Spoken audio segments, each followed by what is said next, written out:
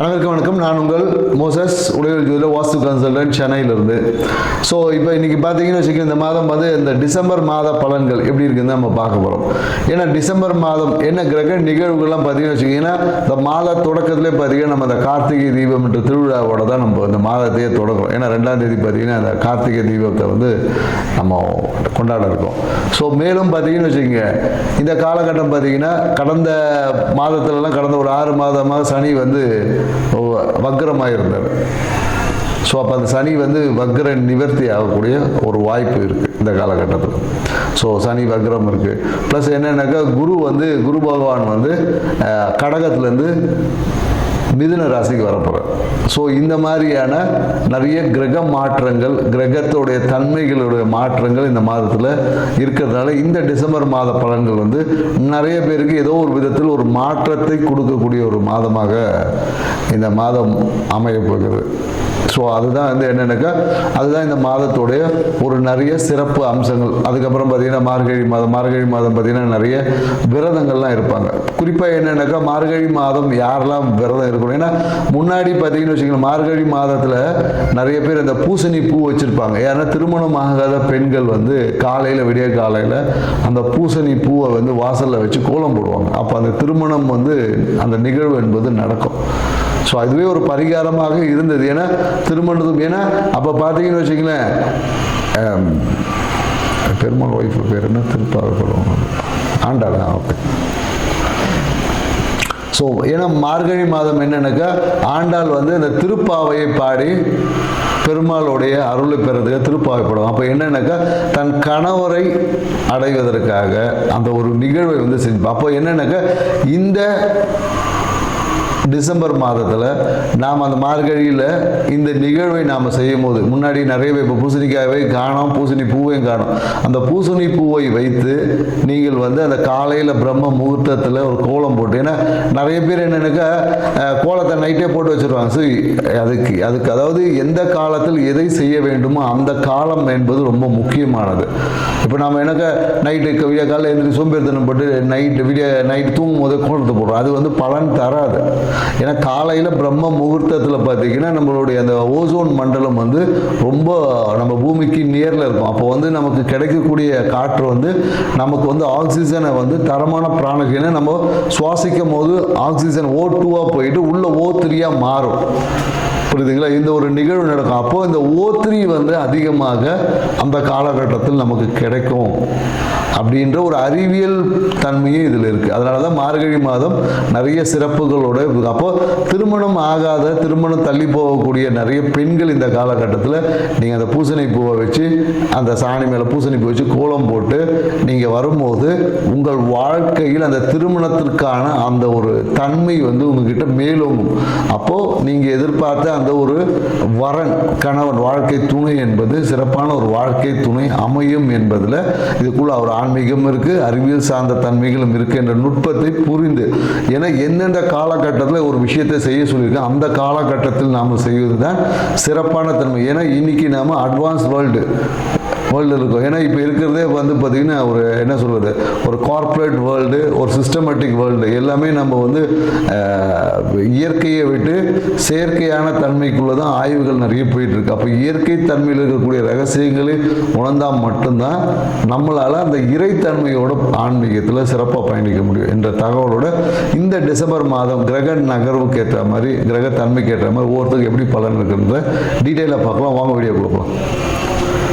Okay, அந்த matter சிம்மராசி பார்த்தீங்கன்னு வச்சுக்கங்களேன், எப்பொழுதும் மிகுந்த ஒரு ஆளுமை நிறைந்தது தான். ஏன்னு வச்சுக்கிங்களேன், இந்த சிம்மராசிகளை எப்போதும் உங்களோட பேச்சில் பார்த்தீங்கன்னா எப்பொழுதும் அந்த புள்ளி விவரத்தோடு பேசுவாங்க. பேசக்கூடிய ஆற்றல் பார்த்தீங்கன்னா எல்லாமே அந்த புள்ளி விவரத்தோடு பேசுவது எல்லாம் பார்த்தீங்கன்னா ஒரு நாலேஜ் உங்ககிட்ட இருக்கும். அதனால தான் இந்த சிம்மராசி வந்து மிகுந்த ஆளுமை நிறைந்ததுன்னு சொல்ல வர காரணம் என்னன்னாக்கா எல்லாமே வித் எவிடன்ஸ் கரெக்டாக அதுக்கு வந்து கோர்வையாக பேசுவாங்க.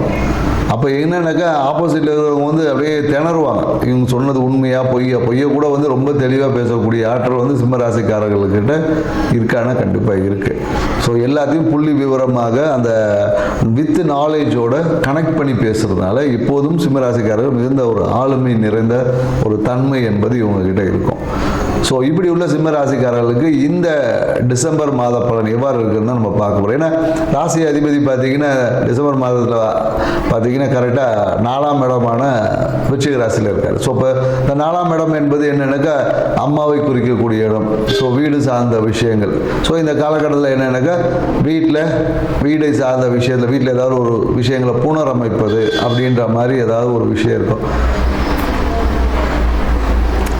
குறிப்பாக என்னென்னாக்கா வீட்டுடைய தெற்கு பகுதி இல்லை தென்மேற்கு பகுதி ஏதாவது ஒரு பாதிப்புகள் இருந்து இந்த காலகட்டத்தில் அதை சீரமைக்கக்கூடிய ஒரு வாய்ப்பு எல்லாமே இந்த காலகட்டத்தில். அதே போல் என்னக்கா இந்த காலத்தில் அம்மாவை கொண்டு போய் அம்மாவுக்கு ஒரு மருத்துவ சிகிச்சை செய்வது, குறிப்பாக அம்மாவுக்கு என்னென்னாக்கா இந்த காலத்தில் கண் சார்ந்த பிரச்சனைகள் இல்லை ஏதாவது அம்மாவுக்கு மருத்துவ உதவிகள் செய்வது, அம்மாவுடைய நலனை பேணி காட்பது, இந்த மாதிரியான ஏதாவது ஒரு விஷயங்களுக்கு இந்த காலகட்டத்தில் சிம்மராசிக்காரர்கள் ஈடுபடுவதற்கு வாய்ப்பு. குறிப்பாக அம்மாவுக்கு பார்த்தீங்கன்னா இந்த வலது கண் சார்ந்த பிரச்சனைகளுக்காக ஈடுபடுவதற்கான சாத்தியக்கூறுகள் அதிகமாக இருக்குது அப்படின்னு சொல்லலாம். மேலும் என்னென்னாக்கா இந்த காலகட்டம் என்னன்னு பார்த்தீங்கன்னா வச்சுக்கங்களேன், எதிர்பாராத இந்த லாபம் மன மகிழ்ச்சி சார்ந்த விஷயங்களை இந்த கால ஆன்மீகம் சார்ந்த விஷயத்தில் ஈடுபட்டு இவங்களுக்கு எதிர்பார்த்த லாபத்தை பெருக்கக்கூடிய விஷயம் இருக்கும். அதே போல் மனம் பார்த்தீங்கன்னா எப்பொழுதும் ஒரு குருவை சந்திச்சிருப்பாங்க. இந்த காலகட்டத்தில் குருவோட உபதேசம் வாங்கியிருப்பாங்க, குருவோட தன்மை இருக்கும். நிறைய பேர் இந்த காலத்தில் குலதெய்வ வழிபாடுகளை நிறைய பேர் செஞ்சுருப்பாங்க. குலதெய்வ வழிபாடுகளை செய்து அதன் மூலியமாக இவங்க வாழ்க்கையில் நிறைய மகிழ்ச்சிக்கான விஷயம் இருக்கும். ஏன்னா இந்த காலத்தில் என்னென்னாக்கா திடீர் பிரச்சனைகள் என்பது எப்போதும் ஏற்பட்டு கொண்டு, ஏன்னா இந்த குழந்தைகளால் பணத்தால் எப்போதும் ஒரு மன அழுத்தம் இருக்கும். இல்லை குழந்தைகளை நலனை பேணி காட்பதில் ஒரு மன அழுத்தம் இவங்களுக்கு எப்போதும் இருக்கும். ஏன்னா இவங்களோட குழந்தைகளுக்கு ரொம்ப முக்கியத்துவம் கொடுப்பாங்க. வெளியில் அப்படியே இருந்தாலும் குழந்தைகளை நலனை பேணி காட்பதில் நிறைய முக்கியத்துவம் கொடுப்பாங்க. அப்போ இந்த குழந்தைகளின் நலனுக்கான ஏதாவது ஒரு என்ன சொல்ல ஒரு இன்வெஸ்ட்மெண்ட் செய்வது, இல்லை குழந்தைகளோட ஹாப்பினஸ்க்காக ஏதாவது ஒரு செயல்களை செய்து அதன் மூலயமாக இவங்களுடைய லாபம் என்பது அதிகமாகும். குறிப்பாக என்னென்னாக்கா இந்த காலகட்டத்தில் குழந்தைகளோட எதிர்கால படிப்புக்காக நிறைய லாபத்தில் ஒரு பங்கை செலவு பண்ணுவாங்க. இல்லை அந்த விஷயங்களே இவங்களுக்கு பெற்றுத்தந்து அவங்க குடும்பத்தில் மகிழ்ச்சி அதிகரிக்கக்கூடிய ஒரு காலகட்டம் இந்த காலகட்டமாக இருக்குது. மேலும் என்னென்னாக்கா இந்த காலகட்டத்தில் பார்த்திங்கன்னா நிறைய தொழில் சார்ந்த தொழிலில் பார்த்திங்கன்னா நிறைய முயற்சிகள் எடுப்பாங்க. இல்லை தொழிலில் பிஸ்னஸில் ஒரு ஆஃபீஸை டெக்கரேட் பண்ணுவது, இல்லை ஆஃபீஸை அலங்காரம் பண்ணுவது, இல்லை ஒரு அடுத்த படிநிலைக்கு போவது, இந்த மாதிரியான விஷயங்கள் இந்த காலகட்டத்தில் சிம்மராசிக்காரன் வீட்டில் பார்த்திங்கன்னா ஏதாவது இந்த சினிமா நட்சத்திரங்களுடைய ஒரு வருகை என்பது இருக்கும். சினி ஃபீல்டில் இருக்கிறவங்க இல்லை ஏதாவது அந்த பியூட்டி சார்ந்த விஷயத்தில் இருக்கிறவங்களுடைய ஒரு வருகை என்பது இந்த கால சிம்மராசி வீட்டில் கண்டிப்பாக இருக்கும். அதே போல் என்னக்கா நிறைய பார்த்தீங்கன்னா அரசியல்வாதிகள் சில பேர் அரசியல்வாதிகளுடைய வருகையும் எதிர்பார்க்கலாம். அந்த காலத்தில் அரசியல்வாதிகளோடு சேர்ந்து நிறைய விஷயங்களை செய்வாங்க. புது விஷயங்களில் ஈடுபடுவதற்கான வாய்ப்பு இருக்குது. நிறைய பேர் இந்த காலகட்டத்தில் அம்மாவோட ஆசீர்வாதத்தை கொண்டு புதிய படம் நடிக்கிறது, இல்லை புதிய படம் எடுக்கலாமா, இந்த மாதிரியான எண்ணங்கள் எல்லாமே சிம்மராசிக்காரர்கள் இந்த காலகட்டத்தில் உருவாகும் அப்படின்னு நம்ம சொல்லலாம். ஸோ மேலும் என்னென்னாக்கா இந்த காலத்தில் இவங்க இருக்கக்கூடிய இடம் பார்த்தீங்கன்னா ஏதாவது ஒரு பிரச்சனைகளை சந்தித்து கொண்டே இருப்பாங்க. குறிப்பாக என்னென்னாக்கா சிம்மராசிக்கு இந்த காலகட்டத்தில் என்னென்னாக்கா அந்த இளைய சகோதரத்துவம் இல்லையா, ஒரு தம்பி தங்கை இந்த மாதிரியான அவங்களோட குடும்ப பிரச்சனை சார்ந்த விஷயத்தில் நிறைய சிம்மராசிக்காரர்கள். ஏன்னா இவங்க சிம்மராசிக்காரர்கள் இந்த காலத்தில் அக்கா தங்கச்சி இல்லை தம்பி உறவில் அவங்க குடும்பத்தில் ஏதாவது ஒரு பிரச்சனைகள் இருக்கும். அந்த பிரச்சனையை சமாளிக்கிறதுக்காக ஈடுபடுவோம். அதுக்காக ஏதாவது சட்டத்தில் ஒரு அட்வொகேட்டை போய் பார்க்குறது, இல்லைன்னா ஒரு போலீஸ் ஸ்டேஷன் வரையும் போகிறது, இந்த மாதிரியான ஏதாவது ஒரு பஞ்சாயத்துகளை ஈடுபடக்கூடிய வாய்ப்புகள் என்பது இருக்குது. மேலும் என்னென்னாக்கா இந்த காலத்தில் 7ஆம் அதிபதியே பார்த்தீங்கன்னா ஒரு 8ல் போய் உட்கார்ந்துருக்காரு. ஸோ 8 என்பது என்னென்னாக்கா ஒரு மறைவிஸ்தானம். அப்போ என்னென்னாக்கா கணவன் மனைவி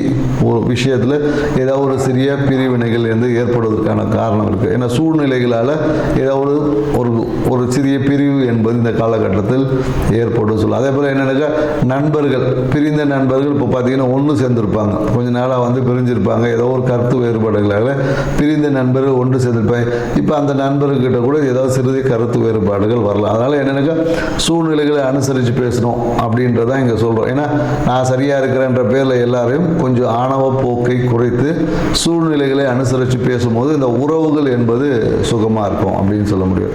ஸோ அதே மாதிரி என்னென்னாக்கா இந்த காலகட்டத்தில் நிறைய குருமார்களுடைய ஆசீர்வாதங்கள் இல்லை குருவோட வருகை என்பது இருக்கு.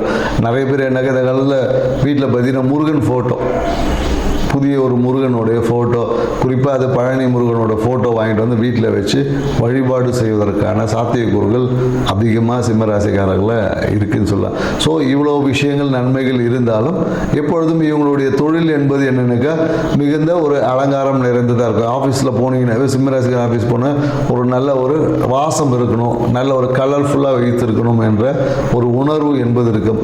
இவங்களுக்கு என்றைக்காவது ஒரு நாள் ஒரு சினிமா படம் எடுக்க மாட்டோமா, சினிமா படம் எடுக்கணும் அப்படின்ற ஒரு ஆர்வமும் இவங்க கையில் அதிகமாக இருக்கும். அட்லீஸ்ட் சினிமா துறை சார்ந்தவங்களோட நட்பு வட்டம் வந்து நிறைய இவங்களுக்கு கிடைக்கும்.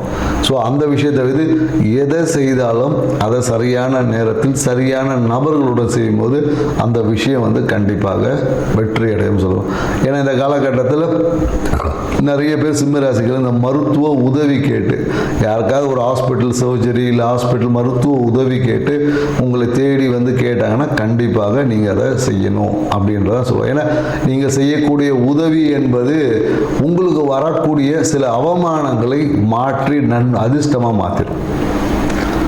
புரியுதுங்களா? ஸோ இங்கே என்னன்னாக்கா அவமானம் அதிர்ஷ்டமாக மாறக்கூடிய ஒரு வித்தை தான் இது. ஏன்னா இயற்கையும் இறைவனும் ஏதோ ஒரு விதத்தில் நமக்கு வரக்கூடிய பிரச்சனைகளை தீர்வுக்காக ஏதோ ஒரு விஷய நபர்களையோ இல்லை ஏதோ ஒரு தன்மைகளை நம்ம இது பண்ணி சரி செய்வதுக்காக ஒரு ஆளை அனுப்பிச்சி விடுவாங்க. நாம் என்ன பண்ணுவோம்னா அந்த டைமில் நமக்கு எல்லாம் தெரியும் அப்படின்ற ஒரு கெத்தில் அப்படியே நம்ம என்ன பண்ணுவோம், உதாசீனப்படுத்துகிறோம்.